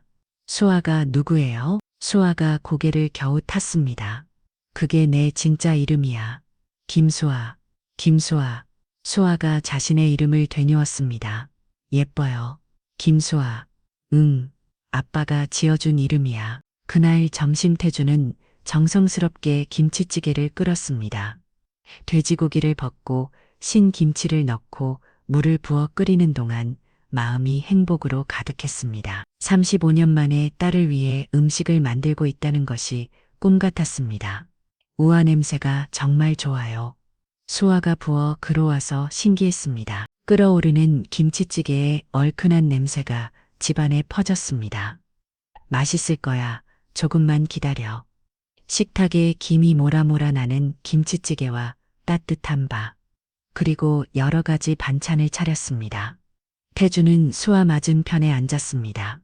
많이 먹어. 수아가 조심스럽게 숟가락을 들었습니다. 첫 숟가락을 떠서 입에 넣는 순간 눈이 커졌습니다. 맛있어요? 정말 맛있어요? 네. 다행이다. 태준이 흐뭇하게 웃었습니다. 하지만 수아는 급하게 먹으면서 계속 태준을 힐끗힐 끗 봤습니다. 아직도 눈치를 보고 있었습니다. 천천히 먹어, 괜찮아. 태준이 다독여 주었습니다. 식사를 하는 동안 태준은 묻고 싶은 게 산더미처럼 많았지만 지금은 최대한 좋은 얘기만 하려고 노력했습니다. 수아야, 혹시 좋아하는 음식 있어? 잘 모르겠어요. 그럼 앞으로 여러 가지에서 먹어보자. 뭘 좋아하는지 찾아보고 수아가 환하게 웃었습니다. 그리고 여기 정원에 예쁜 꽃들이 많아. 나중에 같이 구경할까? 정말요? 꽃 좋아해요? 그래, 장미도 있고 국화도 있어. 태주는 딸의 밝은 표정을 보며 행복했습니다. 저녁 시간이 되자 태주는 조심스럽게 입을 열었습니다. 수아야, 혹시 그동안 어떻게 지냈는지 아빠한테 얘기해 줄 수 있어? 수아의 표정이 조금 어두워졌습니다. 하지만 태준의 따뜻한 눈빛을 보고 천천히 고개를 끄겠습니다. 아빠한테 말해도 돼요? 물론이지. 아빠한테는 뭐든지 말해도 돼. 수아가 천천히 입을 열기 시작했습니다. 기억이 잘 안 나요. 작을 때 무서운 일이 있었어요. 수아의 목소리가 떨렸습니다. 유괴 당시의 기억의 파편을 이야기하고 있었습니다. 무서웠어요. 아저씨들이 산에 저를 버렸어요. 그런데 수아가 말을 멈췄습니다. 그런데 할머니가 저를 찾아주셨어요. 수아의 얼굴이 조금 밝아졌습니다. 산에서 사실은 할머니 할아버지였어요. 저를 정말 예뻤해 주셨어요.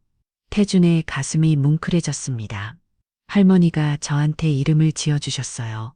영이라고, 박영이라고 하셨어요. 할머니 할아버지 성이 박씨였구나. 그런데 할머니 할아버지가 정말 따뜻하게 해주셨어요. 산에서 살았는데 좋았어요. 꽃도 많고 새소리도 들리고 수아의 눈에 그때 행복한 기억이 떠올랐습니다. 그런데 할아버지가 먼저 돌아가셨어요. 수아의 목소리가 다시 작아졌습니다. 많이 아파서, 그리고 할머니도 눈물이 맺히기 시작했습니다. 그때부터 혼자가 되어서 무서웠어요. 태주는 딸의 손을 조심스럽게 잡았습니다. 따뜻한 체온이 전해졌습니다. 그래서 산에서 내려왔어요. 수아가 코를 훌쩍거렸습니다. 누가 일자리가 있다고 했어요? 일하면 밥도 주고 잘 꽃도 준다고. 태준의 표정이 굳어지기 시작했습니다. 무슨 일이 벌어졌을지 예감이 들었습니다. 그래서 갔어요? 박철수지? 수아가 말을 망설였습니다. 무언가 말하기 어려운 기억인 것 같았습니다. 괜찮아, 천천히 말해도 돼. 태준이 다독여 주었습니다. 수아의 몸이 미세하게 떨리기 시작했습니다. 때렸어요. 그 한마디에 태준의 온몸이 굳어졌습니다. 누가 때렸어? 박철수 아저씨가, 그리고 아줌마도, 유준이도. 수아의 목소리가 점점 작아졌습니다. 왜 때렸을까? 태준의 목소리도 떨렸습니다. 분노가 치밀어 올랐습니다. 일을 못한다고, 바보 같다고. 수아가 끊어지는 말로 대답했습니다. 그리고 밥도 제대로 안 줬어요. 남은 것만, 차가운 것만. 태준의 주먹이 저절로 쥐어졌습니다. 35년간 딸이 그런 고생을 했다는 것이 믿기지 않았습니다. 수아야, 태준의 목소리가 매웠습니다. 유준이가 제일 무서웠어요. 수아가 몸을 옴츠렸습니다. 저한테 말했어요.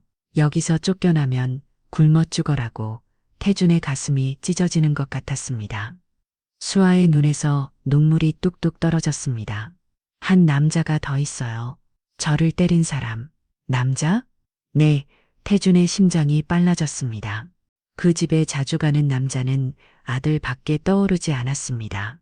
하지만 아들이 그럴 리가 없었습니다. 혹시 이 사람이요? 태준이 휴대폰에서 민준 사진을 꺼내 보여줬습니다. 수아가 고개를 살펴보더니 고개를 저었습니다. 아니에요. 이 사람은 잘 해줬어요. 태준은 안도했습니다.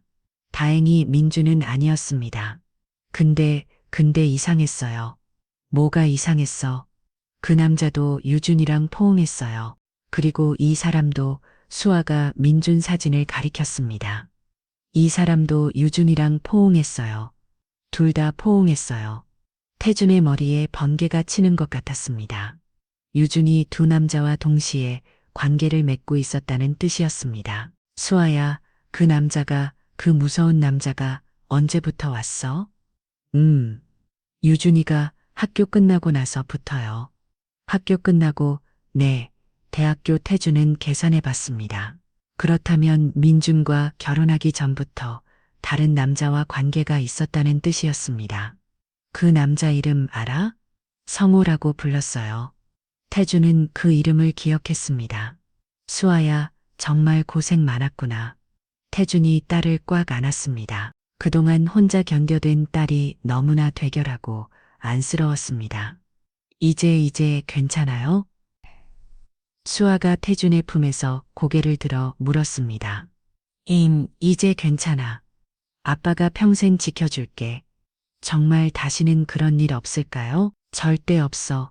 아빠가 절대 그런 일 없게 할게. 태준의 목소리에는 확실히 가득했습니다. 동시에 분노도 가득했습니다. 딸을 그렇게 괴롭힌 사람들을 절대 그냥 놔둘 수 없었습니다. 수아야, 이제 푹 쉬어. 오늘 많이 힘들었지? 네, 좀 피곤해요. 그럼 방에 가서 쉬자. 아빠가 데려다 줄게. 태준이 수아를 방까지 데려다 줬습니다.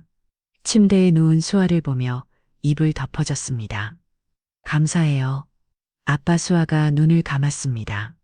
오랜만에 편안한 잠자리에서 안전함을 느끼며 잠 들어갔습니다. 태준은 수아의 방문을 조심스럽게 닫고 자신의 서재로 향했습니다. 책상에 앉아 오늘 들은 이야기를 정리했습니다. 박철수 박여사 유진의 학대, 그리고 강성호라는 남자의 폭행, 유진의 불륜까지. 태준의 분노는 극에 달했습니다. 하지만 이제 모든 진실을 알았습니다. 이제 진짜 정의를 실현할 때가 왔습니다. 한편 민주는 4박 5일의 가족 여행 내내 아버지 생각이 떠나지 않았습니다. 지금쯤 만났을까? 혹시 위험한 일은 없었을까? 온갖 걱정이 머릿속을 어지럽혔습니다. 여보, 정말 즐거웠어요. 오랜만에 이렇게 가족끼리 여행 와서. 유진이 환한 미소를 지으며 말했습니다. 박철수 부부도 만족스러워하는 표정이었습니다.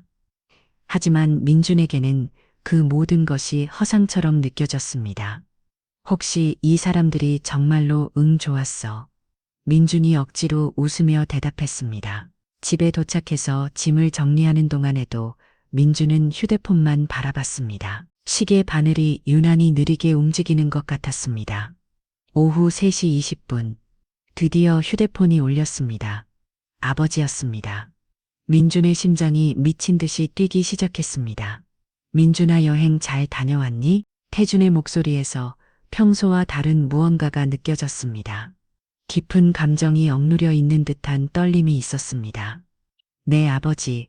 민준이 유진을 흘끗 바라보며 조심스럽게 말을 꺼냈습니다. 지금 당장 우리 집으로 와. 혼자서 태준의 목소리가 단어였습니다. 하지만 그 속에는 뭔가 벅찬 감정이 숨어 있었습니다. 네, 알겠습니다. 전화를 끄는 민주는 가슴이 터질 것 같았습니다. 아버지의 목소리에서 느껴진 그 묘한 기운이 무엇을 의미하는지 알 것 같았습니다. 아버지 집에 도착한 민주는 현관문 벨을 눌렀습니다. 태준이 직접 문을 열었습니다. 그 순간 민주는 아버지의 얼굴에서 그동안 본 적 없는 표정을 발견했습니다. 피곤함과 동시에 깊은 안도감, 그리고 형언할 수 없는 기쁨이 뒤섞여 있었습니다. 아버지, 들어와. 민준아. 태준의 목소리가 떨렸습니다. 거실로 들어서는 순간 민주는 확실히 느꼈습니다. 집안에 누군가가 더 있었습니다. 공기 중에 낯선 기운이 감돌고 있었습니다. 아버지, 그래서 어떻게 됐어요? 민준이 소파에 앉으며 숨을 죽이고 물었습니다. 태준이 깊은 숨을 들이지며 천천히 입을 열었습니다. 성공했어, 민준아. 정말이에요? 민준의 눈이 번쩍 빛났습니다. 그 아이를 구해냈어. 그리고 태준이 잠시 감정을 추스르며 말을 이었습니다. DNA 검사도 했어. 99% 일치해. 정말 내 누나가 맞아. 민준의 온몸에 전류가 흐르는 것 같았습니다. 가슴이 벅차올라 숨쉬기가 어려웠습니다. 누나가 정말 우리 누나가. 그리고 지금 여기 있어. 민준이 벌떡 일어났습니다. 만나고 싶니? 당연하죠. 지금 당장. 태준이 2층을 향해 부드럽게 소리쳤습니다.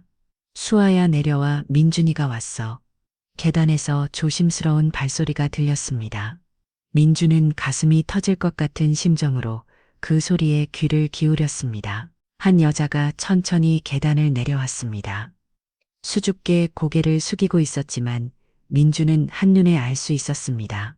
수아야, 너의 남동생 민준이야. 태준이 목소리를 가다듬으며 소개했습니다. 수아가 조심스럽게 고개를 들어 민준을 바라봤습니다. 동그랗고 맑은 눈이 민준과 마주쳤습니다. 그 순간 민준의 눈에서 뜨거운 눈물이 쏟아져 내렸습니다. 민준아, 안녕? 수아가 어린아이 같은 목소리로 물었습니다. 안녕 누나. 민준의 목소리가 흔들렸습니다. 무릎이 후들거려서 다시 소파에 앉아야 했습니다. 정말 잘생겼어. 우리 동생 수아가 환하게 웃었습니다. 그 웃음을 보는 순간 민준의 가슴이 더욱 뜨거워졌습니다. 누나, 그동안 많이 힘들었죠? 민준이 눈물을 닦으며 물었습니다. 민준아, 자세한 얘기를 들려줄게. 태준이 무거운 목소리로 말했습니다. 셋이 소파에 둘러 앉았습니다. 태준은 깊은 숨을 들이쉬고 지난 며칠간 있었던 일들을 차근차근 들려주기 시작했습니다. 민준의 얼굴이 점점 일그러졌습니다. 믿고 싶지 않다는 표정이었습니다. 그뿐만 아니야. 태준이 더 무거운 목소리로 말을 이었습니다. 강성호라는 남자가 있었어? 강성호요? 민준의 눈빛이 예리해졌습니다. 검사 특유의 직감이 발동하고 있었습니다. 분명히 뭔가 있을 거야. 태준도 고개를 끄덕였습니다. 누나. 민준이 수아를 바라봤습니다. 그 강성호라는 사람, 어떤 사람이었어요?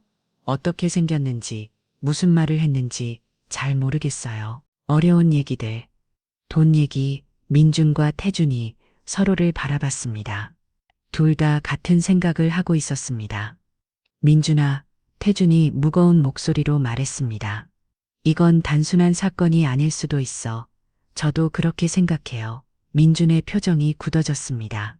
반드시 파헤쳐야 해요. 그런데 민준아, 내가 직접 수사할 수는 없잖아. 당연히 제척됩니다. 하지만 믿을 만한 동료가 있어요. 민준의 눈빛에 강한 의지가 담겨 있었습니다. 민준이 수아의 손을 조심스럽게 잡았습니다. 누나, 이제 걱정하지 마세요. 누나를 괴롭힌 모든 사람들을 반드시 처벌받게 할 거예요. 정말 괜찮아질까? 수아가 불안한 눈으로 물었습니다. 네, 반드시요. 앞으로는 아무도 누나를 괴롭히지 못할 거예요. 민준의 목소리에는 확고한 다짐이 담겨 있었습니다. 다음 날 민준은 서울중앙지검으로 이정수 검사를 찾아갔습니다. 키가 크고 날카로운 인상의 이정수는 민준의 설명을 듣고 즉시 분노했습니다. 일단 강금제 폭행죄로 수사를 시작하고 그 과정에서 다른 것들도 파헤쳐보자. 이정수의 눈빛에 강한 의지가 담겨 있었습니다.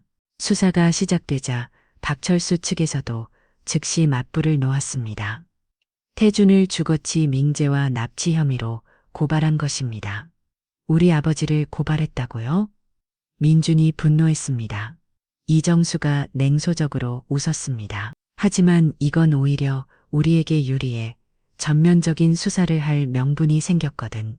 경찰이 박철수 집을 압수수색했을 때 지하실이 발견되었습니다. 그곳에서 나온 증거들은 충격적이었습니다. 오랫동안 사람이 생활했던 흔적들, 썩은 음식집, 거기 그리고 벽에 새겨진 잘망적인 자국들까지. 이건 명백한 강금이야. 이정수가 지하실을 둘러보며 분노했습니다. 수아의 증언도 결정적이었습니다. 전문가의 도움을 받아 진술한 내용들은 모두 일관성이 있었고 구체적이었습니다. 수사가 진행되면서 강성호의 정체도 서서히 드러났습니다. 그는 유명 기업의 경영 컨설턴트였고 기업 인수합병의 전문가였습니다. 그리고 수사팀이 강성호의 휴대폰과 컴퓨터를 압수했을 때 충격적인 사실이 드러났습니다.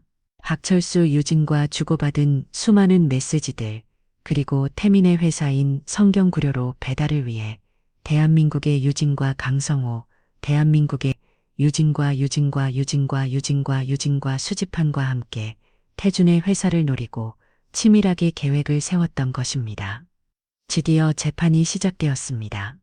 재판장에는 유진, 강성호, 박철수, 박 여사가 나란히 앉아 있었습니다. 방청석에는 태준과 민준이 나란히 앉아서 정의의 순간을 지켜보고 있었습니다.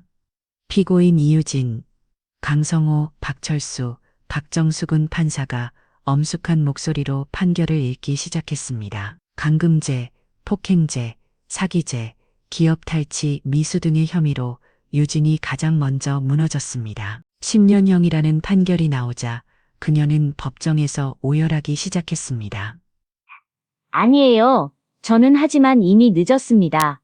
모든 증거가 그녀의 계획적인 범행을 증명하고 있었습니다.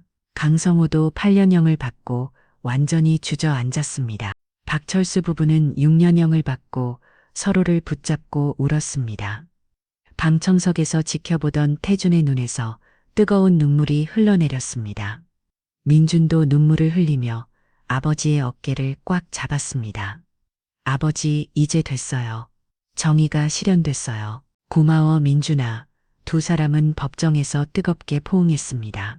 집에 돌아온 태준과 민준은 2층에서 기다리고 있던 수아를 찾았습니다.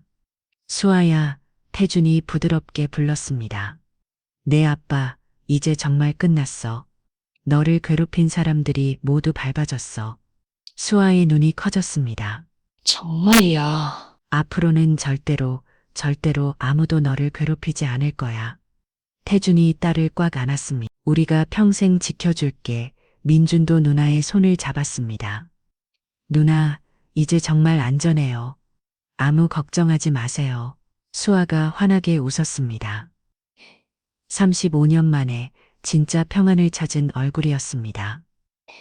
재판이 끝나고 일주일이 지났습니다. 태준은 서재에서 창밖을 바라보며 깊은 생각에 잠겨 있었습니다. 서랍에서 사직서를 꺼내 다시 한번 읽어봤습니다. 이미 며칠 전에 작성해둔 것이었습니다. 회장직에서 물러나겠다는 내용이었습니다. 아빠, 수아가 서재문을 살짝 열고 들여다봤습니다. 들어와 수아야. 뭐 하세요? 태준이 수아를 소파에 앉게 하고 옆에 앉았습니다. 아빠가 회사 일을 그만둘 거야. 왜요? 수아가 걱정스러운 표정을 지었습니다. 수아와 더 많은 시간을 보내고 싶어서 태준이 딸의 손을 부드럽게 잡았습니다. 35년간 함께하지 못했잖아. 이제라도 아빠가 수아만을 위해 살고 싶어. 태준의 눈빛에는 확고한 결심이 담겨 있었습니다.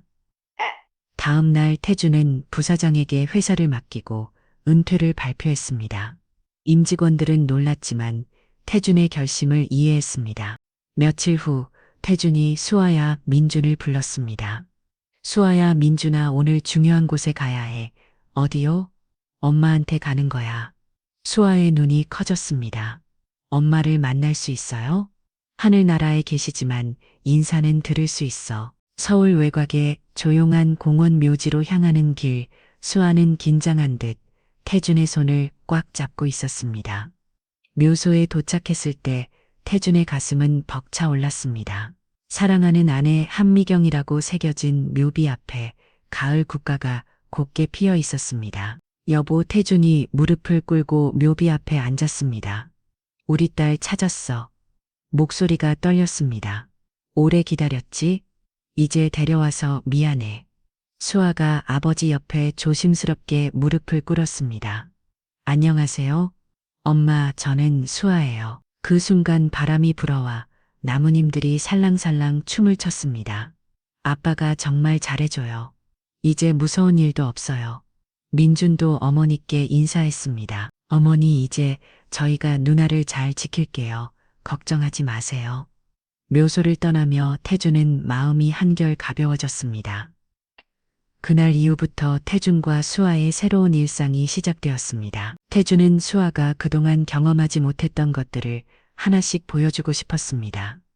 수아야, 영화관 가본 적 있어? 아니요. 수아가 고개를 저었습니다. 그럼 오늘 가보자. 영화관에 들어서는 수아는 눈이 동그래졌습니다. 우와, TV보다 훨씬 커요.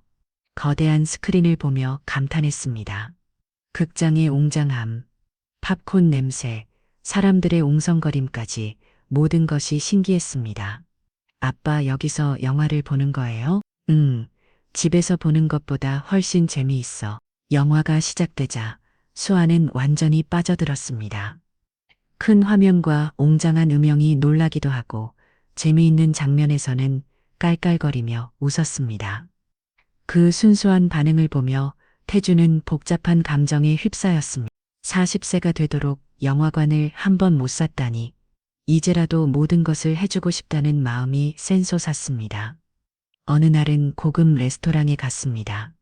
아빠, 여기 정말 예뻐요. 우아한 인테리어와 은은한 조명 정갈하게 차려진 테이블을 보며 감탄했습니다. 메뉴 골라봐.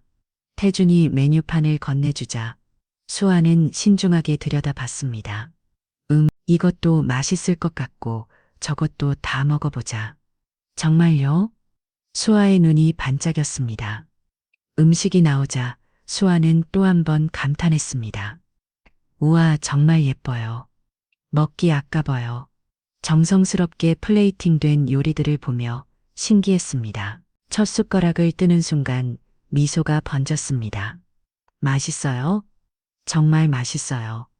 그렇게 태준과 함께하는 시간이 많아지면서 수아는 조금씩 달라지기 시작했습니다. 처음에는 모든 것에 조심스러워하던 그녀가 이제는 아빠, 저기 가고 싶어 요라고 자신의 의견을 표현하기 시작했습니다.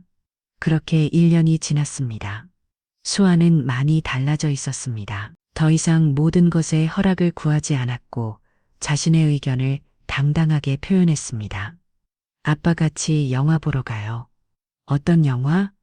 코미디어 웃긴 거 이제는 스스로 선택할 줄도 알게 되었습니다. 태준은 수아의 미래를 위한 완벽한 준비도 마쳤습니다. 법률사무소에서 신탁기금을 설립하고 민준을 법정 후견인으로 지정했습니다. 또한 전문 돌보미와 의료진으로 구성된 케어 시스템도 구축했습니다. 이제 수아가 평생 안전하게 살 수 있을 거야. 태준이 민준에게 말했습니다. 아버지 걱정하지 마세요. 제가 평생 누나를 지킬게요. 고마워, 민준아. 어느 날 저녁, 태준이 수아와 민준을 불렀습니다. 수아야, 민준아, 아빠가 그동안 가장 하고 싶었던 일이 있어. 무슨 일이에요? 수아가 궁금한 표정으로 물었습니다. 수아를 키워주신 할머니, 할아버지께 감사 인사를 드리고 싶어. 태준의 목소리에는 깊은 간절함이 담겨 있었습니다. 수아가 많이 괜찮아지면 꼭 그분들께 찾아가서 고마움을 전하고 싶었어. 수아의 눈이 반짝였습니다. 할머니, 할아버지를 찾는 거예요? 그런데 쉽지 않을 거야. 시간이 많이 지났고 정확한 위치를 모르니까 민준이 나섰습니다. 제가 도와드릴게요. 정말 당연하죠. 누나를 살려주신 분들인데 다음 날부터 할아버지, 할머니의 묘를 찾기 위한 본격적인 여정이 시작됐습니다. 민준은 경찰청에 협조를 요청해서 실종 당시 자료를 다시 검토했습니다. 수아도 기억을 더듬어 단서를 제공했습니다. 첫 번째 지역을 방문했을 때는 허탕이었습니다. 두 번째 지역에서도 마찬가지였습니다. 세 번째 지역 가평군의 작은 산촌에 도착했을 때였습니다. 이 길? 익숙해요. 수아가 갑자기 말했습니다. 정말? 이 기억나요? 마을 이장을 만나 사정을 설명하자 그가 고개를 끄덕였습니다. 아, 박씨 노부부 말씀이시군요. 20년 전쯤 돌아가셨는데 그때 아이 하나 키우고 계셨어요? 정말이에요? 네, 말도 잘못하고 그런데 정말 예뻤었어요. 태준의 가슴이 뜨거워졌습니다. 묘소가 어디에 있을까요?